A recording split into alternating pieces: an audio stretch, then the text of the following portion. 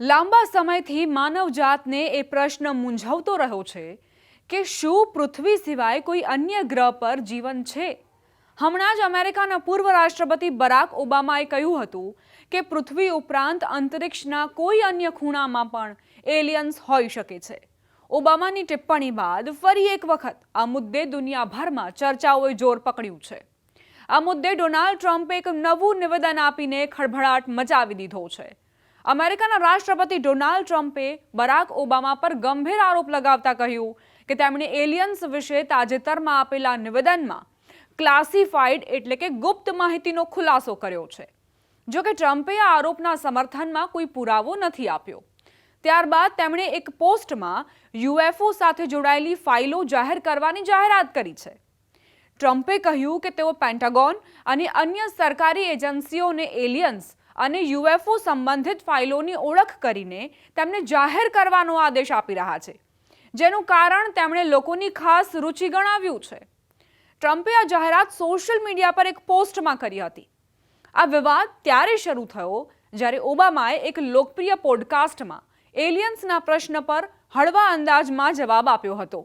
તેમણે કહ્યું કે બ્રહ્માંડ એટલું વિશાળ છે કે પૃથ્વીની બહાર જીવનની સંભાવનાને નકારી શકાય નહીં. પરંતુ તેમણે એ પણ સ્પષ્ટ કર્યું કે તેમના રાષ્ટ્રપતિ કાર્યકાળ દરમિયાન તેમને એવો કોઈ પુરાવો નથી મળ્યો કે એલિયન્સે પૃથ્વી સાથે સંપર્ક કર્યો હોય. તેમણે એરિયા 51 સાથે જોડાયેલા ષડયંત્રોને પણ નકારી કાઢ્યા.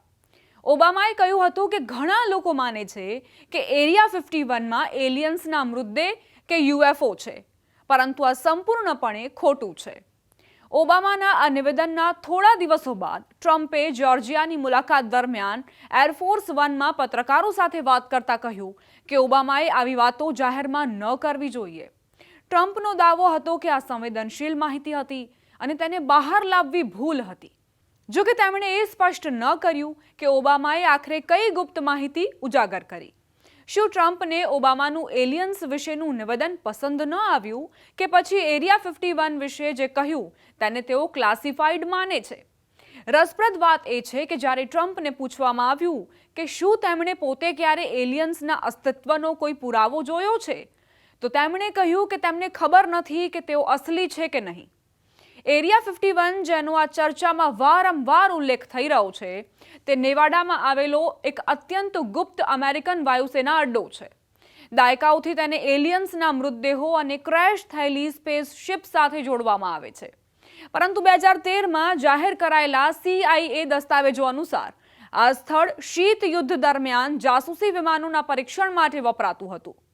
પેન્ટાગોને પણ તાજેતરના વર્ષોમાં યુએફઓ એટલે કે અજ્ઞાત ઉડતી વસ્તુઓની તપાસ કરી છે.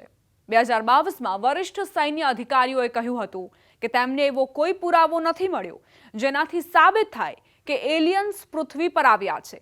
2024ના એક વિગતવાર રિપોર્ટમાં પણ કહેવામાં આવ્યું કે બીજા વિશ્વયુદ્ધ પછીની કોઈ પણ તપાસમાં એલિયન તકનીકનો કોઈ પુરાવો નથી મળ્યો. મોટાભાગની જોવા મળેલી વસ્તુઓ સામાન્ય ઉડાનના ઉપકરણો, હવામાન સંબંધિત ઘટનાઓ અથવા તકનીકી ભ્રમ સાબિત થઈ છે.